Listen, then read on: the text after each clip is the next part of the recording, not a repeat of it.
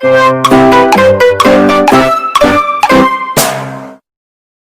दोस्तों आज की वीडियो में हम क्लास 9th सामाजिक विज्ञान समकालीन भारत का अध्याय नंबर 5 प्राकृतिक वनस्पति और वन्य प्राणी के बारे में डिस्कस करेंगे। हालांकि ये बहुत ही इजी सा टॉपिक है और अगर आपने इससे पहले का टॉपिक यानी कि चैप्टर नंबर 4 नहीं देखा तो इस वीडियो के डिस्क्रिप्शन में उसका लिंक है, जहां से जाकर के आप उस चैप्टर को देख सकते हैं। तो आइए आज की वीडियो को शुरू करते हैं और पढ़ते हैं चैप्टर नंबर 5 प्राकृतिक वनस्पति और वन्य प्राणी। तो देखिए, इसमें वनस्पति यानी कि पेड़ पौधे और वन्य प्राणी जो वन में रहने वाले जीव जंतु हैं उनके बारे में बताया गया है। तो देखिए, क्या आपने कभी अपने स्कूल, घर, आसपास के मैदानों में भांति भांति के वृक्ष, झाड़ियाँ, घास, पक्षियों को देखा है? क्या वह एक ही प्रकार के हैं या अलग अलग तरह के हैं? भारत एक विशाल देश है, इसमें आप अनेक प्रकार के जैव रूपों की कल्पना करेंगे। भारत विश्व के मुख्य 12 जैव विविधता वाले देशों में से एक है। लगभग 47,000 विभिन्न जातियों के पौधे पाए जाते हैं और इन्हीं के कारण भारत जो है वो 10वें स्थान पे है और एशिया के देशों में वो चौथे स्थान पे आता है। भारत में लगभग 15,000 फूलों के पौधे हैं, जो कि विश्व के फूलों के पौधे का 6% है। इस देश में बहुत से बिना फूलों के पौधे हैं, यानी कि कुछ कंटीले पौधे भी हैं, जैसे फर्न है, शैवाल है जिसे एलगी बोलते हैं, कवक यानी जिसे फंजाई बोलते हैं, ये भी पाए जाते हैं। ये बिना फूलों के पौधे हैं, कांटेदार पौधे हैं। भारत में लगभग 90,000 जातियों के जानवर और विभिन्न प्रकार की मछलियाँ ताज़े तथा समुद्र पानी की पाई जाती है, यानी कि 90,000 जातियाँ जो जानवर और विभिन्न प्रकार की मछलियों की हैं। फिर देखिए, प्राकृतिक वनस्पति का क्या अर्थ है। प्राकृतिक वनस्पति का अर्थ है कि वनस्पति का यह भाग या वह भाग जो मनुष्य की सहायता के लिए बिना अपने आप पैदा होता है, यानी कि पेड़ पौधे जो लंबे समय तक उस पर मानवीय प्रभाव नहीं पड़ता, यानी मानव का प्रभाव उस पर नहीं पड़ता, इसे अक्षत वनस्पति कहते हैं। अतः विभिन्न प्रकार की कृषिगत फसलें, फल, बागान वनस्पति का भाग तो है, परंतु प्राकृतिक वनस्पति नहीं है। यानी प्राकृतिक वनस्पति वो होती है जो मनुष्य की सहायता के बिना अपने आप पैदा होती है, वो वनस्पति जो प्रकृति के द्वारा पैदा की जाती है। फिर देखिए, एक क्वेश्चन है कि वह वनस्पति जो कि मूल रूप से भारतीय है उसे देशज कहा जाता है, यानी कि देसी पौधे या देसी वनस्पति। लेकिन जो पौधे भारत के बाहर से आए हैं उसे विदेशी या विदेशज पौधे कहा जाता है। अब उसके बाद देखिए, धरातल जो मेन टॉपिक है, धरातल का भूभाग। भूमि का वनस्पति पर प्रत्यक्ष और अप्रत्यक्ष प्रभाव पड़ता है, यानी कि इस ज़मीन का जो पेड़ पौधे हैं उस पर दोनों तरह का प्रभाव पड़ता है। धरातल कैसा है, भूमि कैसी है, इसका प्रभाव उससे यानी कि वनस्पति यानी कि पौधों पर दोनों तरह से पड़ता है, प्रत्यक्ष रूप से और अप्रत्यक्ष रूप से। क्या पर्वत, पठार, मैदान और शीतोष्ण कटिबंधों में एक ही प्रकार की वनस्पति नहीं हो सकती? धरातल के स्वभाव की वनस्पति पर बहुत प्रभाव पड़ता है, यानी हर जगह जो वनस्पति होगी वो अलग अलग प्रकार की होगी। उपजाऊ भूमि पर प्राय कृषि की जाती है, जहाँ भूमि उपजाऊ होती है वहाँ हम खेती करते हैं। उबड़ खाबड़ जो ज़मीन होती है और या फिर जंगल होते हैं जहाँ घास के मैदान होते हैं, वहाँ पर वन्य प्राणियों को आश्रय दिया जाता है। यानी जो ज़मीन उपजाऊ है वहाँ खेती, और जो उपजाऊ नहीं है, कंटीले झाड़ियाँ हैं, पौधे हैं, या जहाँ बंजर है ज़मीन वहाँ पर जीव जंतुओं को आश्रय मिलता है। फिर देखिए, मिट्टी यानी कि मृदा। आपको पता है भी देश में अलग अलग शहरों में, अलग अलग क्षेत्रों में अलग अलग प्रकार की मृदा पाई जाती है, जो विभिन्न प्रकार की वनस्पतियों के लिए यानी पेड़ पौधों के लिए, खेती के लिए महत्वपूर्ण है।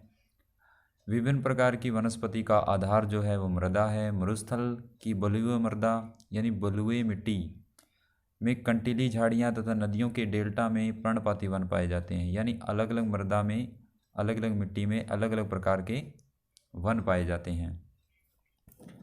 फिर देखिए, पर्वतीय ढलानों में जहाँ मृदा की परत गहरी होती है, शंकुधारी यानी कि तिकोने जो वन हैं वो शंकु के आकार के वन पाए जाते हैं। फिर उसके बाद जलवायु यानी कि तापमान। आपको पता है टेम्परेचर जो है वो वनस्पतियों को प्रभावित करता है।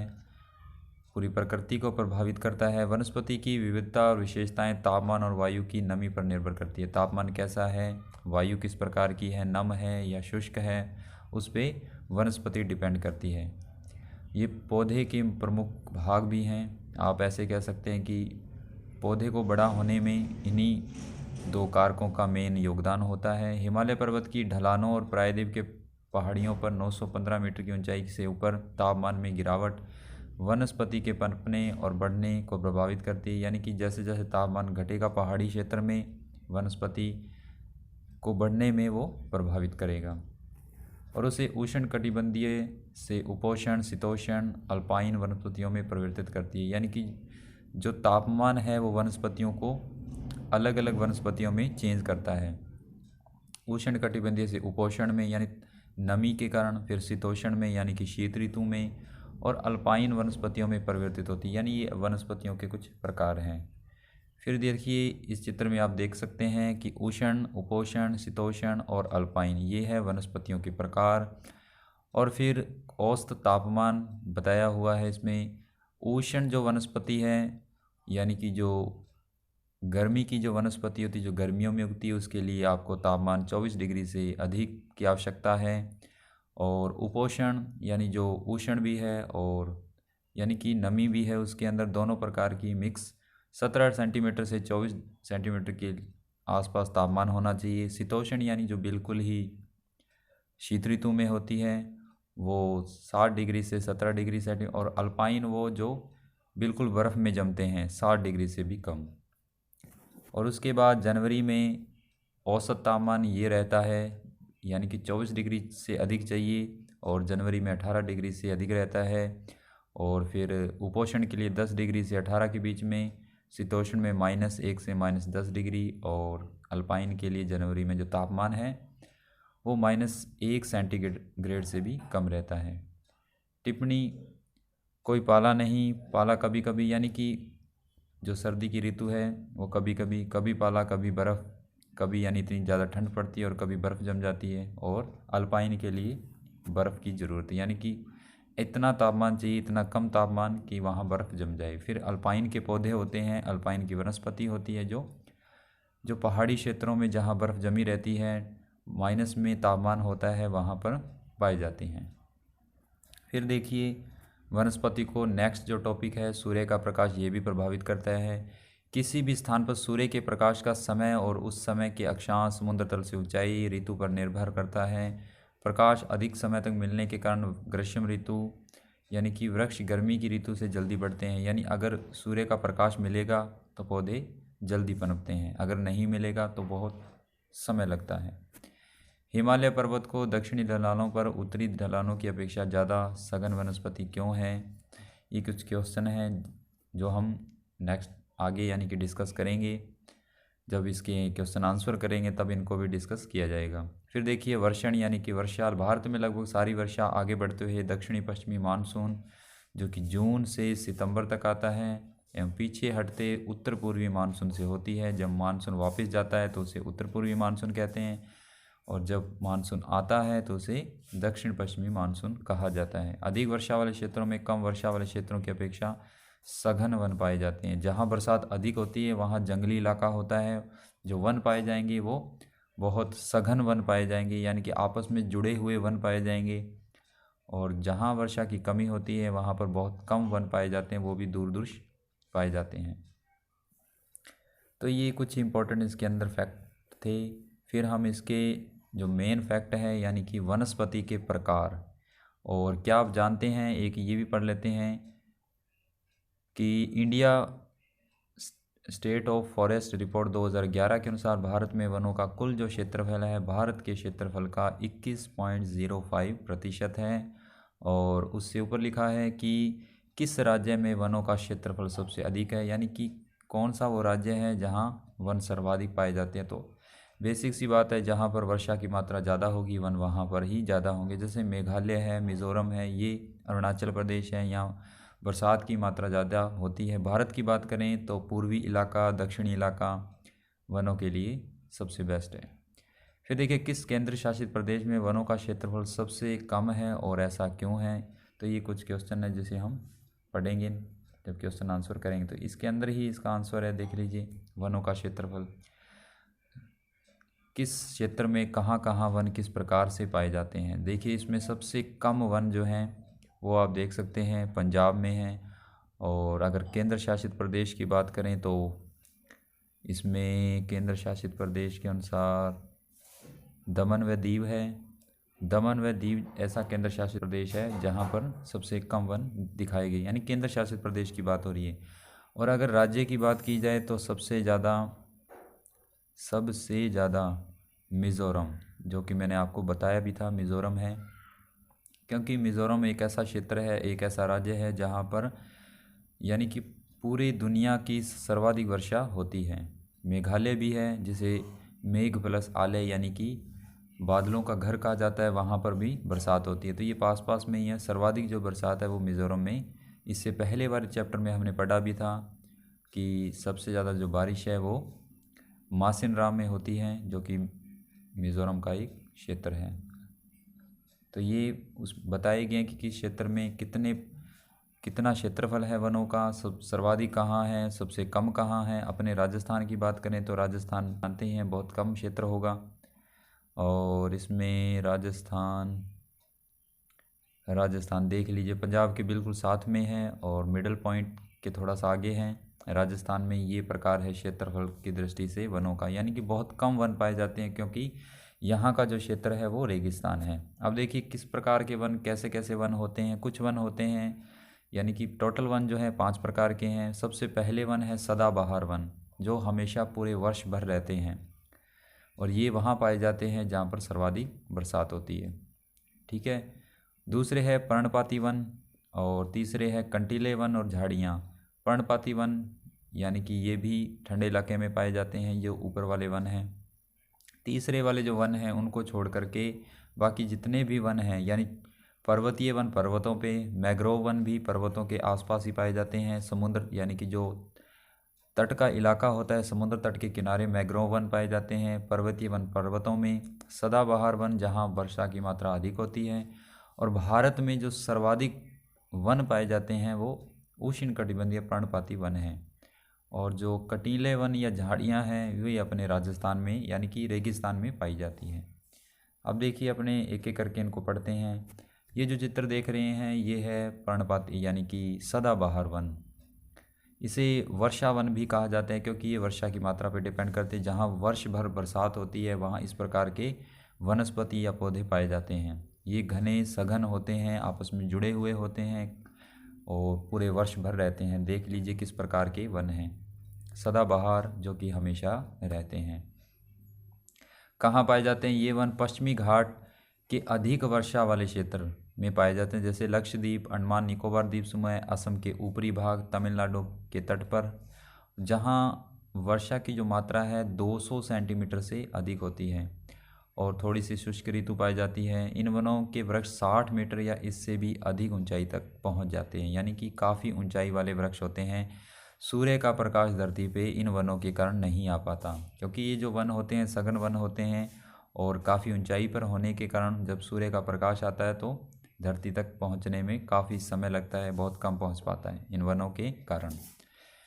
फिर देखिए, चूँकि ये वन वर्ष भर गर्म और आर्द्र रहते हैं, कभी ठंडे कभी गर्म, लेकिन रहते वर्ष भर है क्योंकि बरसात के कारण।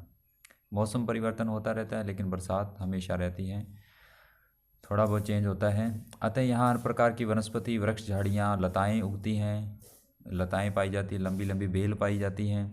वनों में इनकी विभिन्न ऊंचाइयों से कई स्तर देखने को मिलते हैं। वृक्षों में पतझड़ होने का कोई निश्चित समय नहीं होता। ये वन हर साल यानी पूरे साल हरे भरे रहते हैं, इसलिए इसे सदाबहार वन कहा जाता है। इनमें से कौन कौन से होते हैं देखिए, जो व्यापार के लिए भी यूज़ होते हैं, कौन कौन से वन हैं, कौन कौन से वृक्ष है, जैसे आबनूस, एबोनी जिसे बोलते हैं, महोगनी, रोजवुड, रबड़ और सिनकोना। ये जो वृक्ष है ये सदाबहार वृक्ष कहलाते हैं। अब यहाँ पर जानवर भी पाए जाते हैं इन वनों में। हाथी है, बंदर है, तैमूर है यानी लेमूर, और हिरण है, एक सींग वाला गैंडा है। असम और पश्चिमी बंगाल के दलदलीय क्षेत्र में मिलते हैं। अब देखिए इस चित्र में आपको बताया जाएगा अभी कौन से वन कहाँ पाए जाते हैं। देखिए सबसे पहले हैं ये जो वनस्पति के प्रकार है, उष्णकटिबंधीय सदाबहार वन। ये एक तो दक्षिणी इलाका है, आप देख रहे हैं भारत के नीचे जो दक्षिण का इलाका है, एक साइड में अरब सागर लिखा है, ये किनारे में पाए जाते हैं, ये वर्षा पर डिपेंड करते हैं। और जो सर्वाधिक वन पाए जाते हैं वो देख लीजिए आप, उष्णकटिबंधीय पर्णपाती वन, ये ज़्यादातर इलाकों में पाए जाते हैं। अधिकांश हिस्सा भारत का इन्हीं वनों का है। पर्वतीय वन जहाँ जहाँ पर्वत हैं वहाँ पाए जाएंगे, जैसे ऊपर हैं और पूर्व में हैं। मैंग्रोव वन समुद्र तट के किनारे पाए जाते हैं, जहाँ समुद्र का इलाका लगता है, जहाँ आप देख सकते हैं छोटे छोटे पॉइंट में है, जैसे बंगाल की खाड़ी के थोड़े से ऊपर हैं। और जहाँ लिखा है वनस्पति के प्रकार, इससे ऊपर भी है, छोटा सा पॉइंट है। और फिर देखिए उष्णकटिबंधीय कंटीले वन, ये अपने राजस्थान का पूरा हिस्सा ही आप देख सकते हैं कंटीले वन। और एक बीच में जैसे झारखंड है, उत्तर प्रदेश, पश्चिम बंगाल के इधर उधर पाए जाते हैं। तो ये प्रकार था भी कौन से वन कहाँ पाए जाते हैं। सर्वाधिक कौन से वन पाए जाते हैं भारत में, वो है पर्णपाती वन, जो सर्वाधिक पाए जाते हैं। फिर देखिए पर्णपाती वन भारत में सबसे बड़े क्षेत्र में फैले हैं। इनके लिए जो वर्षा की मात्रा है, इन्हें मानसूनी वन भी कहते हैं, मानसून पर डिपेंड करते हैं। 70 से 200 सेंटीमीटर तक वर्षा जहाँ होती है वहाँ ये वन पाए जाते हैं। और इस प्रकार के वनों से वृक्ष शुष्क ग्रीष्म ऋतु से 6 से 8 सप्ताह के लिए अपनी पत्तियाँ गिरा देते हैं। यानी इन वनों में जो वृक्ष होते हैं वो शुष्क जो ग्रीष्म ऋतु आती है, गर्मी की ऋतु आती है, तब अपनी पत्तियों को कुछ समय के लिए 6 से 8 यानी 6-7 हफ्ते के लिए गिरा देते हैं। ये इनकी कुछ विशेषताएं हैं। और इनमें से आर्द्र व नम पर्णपाती वन उन क्षेत्रों में पाए जाते हैं जहाँ 100 से, यानी इसके अंदर भी 2 प्रकार के वन हैं, कुछ नमी वाले हैं, कुछ आर्द्र वन हैं, जहाँ 100 से 200 सेंटीमीटर वर्षा होती है। कौन कौन से क्षेत्र हैं, जैसे पूर्वी भाग है, उत्तरी पूर्वी राज्य है, हिमाचल के गिरिपद हैं, झारखंड, पश्चिमी उड़ीसा, छत्तीसगढ़, पश्चिमी घाट के पूर्वी ढाल हैं। सागौन इन वनों में सबसे प्रमुख, सागौन यानी जिन्हें सागवान कहा जाता है, और ये प्रमुख प्रजाति ये वन पाए जाते हैं। बांस, साल, शीशम, चंदन और रवेर, कुसुम, अर्जुन, शहतूत के वृक्ष व्यापारिक यानी व्यापार की दृष्टि से महत्वपूर्ण हैं। शुष्क पर्णपाती वन उन क्षेत्रों में पाए जाते हैं, पहले देखिए इससे पहले था इसका जो प्रकार आर्द्र या नम यानी कि नमी वाले, अब इसका जो दूसरा प्रकार है पर्णपाती वन का शुष्क, ये थोड़ी सी कम वर्षा की मात्रा इनके लिए चाहिए, 70 से 100, और उत्तर प्रदेश बिहार के मैदानों में पाए जाते हैं। जैसे सागौन, साल, पीपल, नीम के वृक्ष इनमें आते हैं।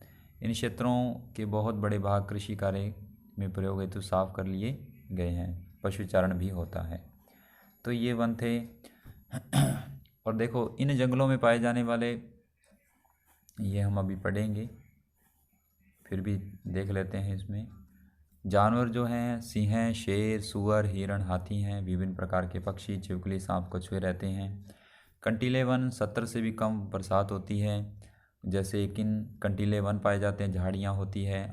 अपना जो इलाका है उत्तर पश्चिमी राजस्थान, इस समय गुजरात है, उत्तर प्रदेश का कुछ इलाका यहाँ पाए जाते हैं, हरियाणा है, और कुछ इलाका पंजाब का है।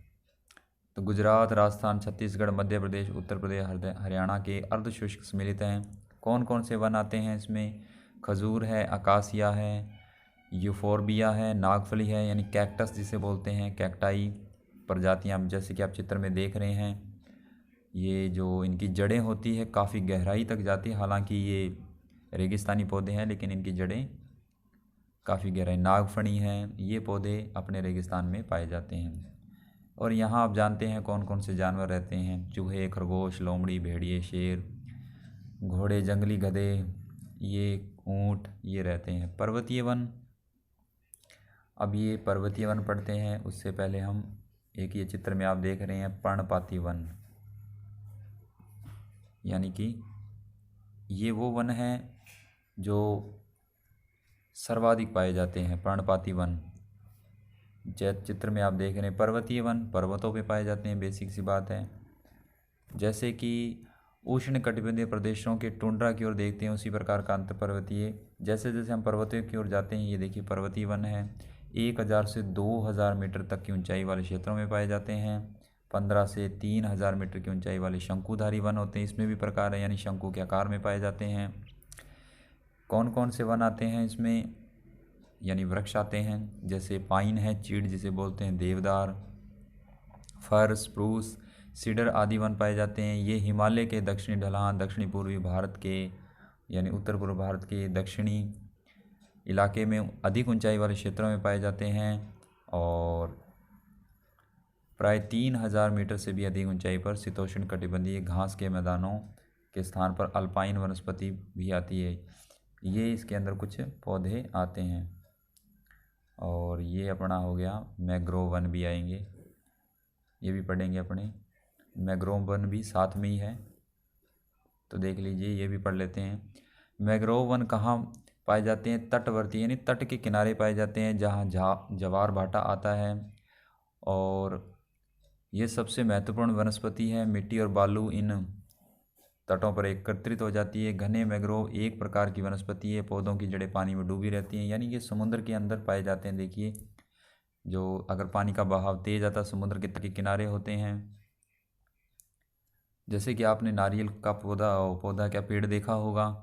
नारियल होता है, नारियल के जो पेड़ है केरल में पाए जाते हैं, बिल्कुल तट के किनारे होते हैं, ज़्यादातर पानी में डूबे रहते हैं। तो इनमें वो पेड़ आते हैं। देखते हैं, घने मैंग्रोव एक प्रकार की वनस्पति है, पौधों की जड़ें पानी में डूबी रहती है। कहाँ पाए जाते हैं? गंगा, ब्रह्मपुत्र, महानदी, गोदावरी, कृष्णा, कावेरी नदियों के डेल्टा भाग में ये वनस्पति, यानी समुद्र तट के किनारे। गंगा, ब्रह्मपुत्र, डेल्टा में सुंदरी वृक्ष पाए जाते हैं। सुंदरी वृक्ष मिलते हैं जिनमें मजबूत लकड़ी प्राप्त होती है। नारियल, ताड़, केवड़ा, एग्रोव वृक्ष भी इन्हीं भागों में पाए जाते हैं। नारियल के वृक्ष मैंने बताया आपको। इस क्षेत्र का रॉयल बंगाल टाइगर प्रसिद्ध जानवर है। इसके अतिरिक्त कछुए, मगरमच्छ, घड़ियाल, ये आप समुद्र तट के किनारे या समुद्र में देख सकते हैं। और इधर वाले ये जो है silver fir, Juniper, pine, birch, ये सारे पौधे हैं। कहाँ पाए जाते हैं? कश्मीरी, महामृग, ये जानवर हैं। और ये जो ऊपर वाले पौधे मैंने बताए, ये तो पहाड़ों पर पाए जाते हैं, पर्वतीय वन। और पर्वतीय वनों में कौन कौन से जानवर हैं? जैसे महामृग है, कश्मीरी महामृग कश्मीर में पाया जाता है। चित्रा, हिरण, जंगली भेड़, खरगोश, तिब्बती बारहसिंगा, तिब्बत के साथ लगता हुआ इलाका, अब तो चाइना के हवाले है तिब्बत। याक, हिम, तेंदुआ, गिलहरी, रीछ, ये कुछ। लाल पांडा जिसे बोलते हैं, अपने ऐड भी देखी होगी पांडे की, पांडा यानी पांडे नहीं, पांडा। घने बालों वाले भेड़ और बकरियां पाई जाती हैं। तो ये बताए गए हैं कि कौन से क्षेत्र में कौन से वृक्ष हैं, कितनी उनको वर्षा की आवश्यकता होती है और वहाँ के जानवर किस प्रकार के हैं। तो ये वन्य जीव और वनस्पति के बारे में बताया गया है। अभी अपने वैसे वन्य प्राणी पढ़े हैं, वन्य प्राणी पढ़ेंगे अभी, तो इसके बाद वन्य प्राणी आएंगे, यानी कौन कौन से जानवर के क्षेत्र में प्रमुख रूप से पाए जाते हैं। तो दोस्तों, आज के इस वीडियो लेक्चर में हम यहीं तक ही पढ़ेंगे, और क्योंकि अगर मैं वन्य प्राणी पढ़ाऊँगा तो ये चैप्टर काफ़ी लेंदी हो जाएगा, बड़ा हो जाएगा। तो इसके नेक्स्ट वीडियो पार्ट में हम वन्य प्राणी से फिर आगे डिस्कस करेंगे। तो आज के लिए बस इतना ही। हमें उम्मीद है ये वीडियो लेक्चर आपको पसंद आया होगा। पसंद आया तो वीडियो को लाइक करें, शेयर करें, कमेंट्स करें और अपने दोस्तों के साथ ज़्यादा से ज़्यादा शेयर भी करें। इसी उम्मीद के साथ मिलते हैं इसके नेक्स्ट पार्ट में, और तब तक के लिए आप अपना ख्याल रखें, सुरक्षित रहें। इसी उम्मीद के साथ धन्यवाद।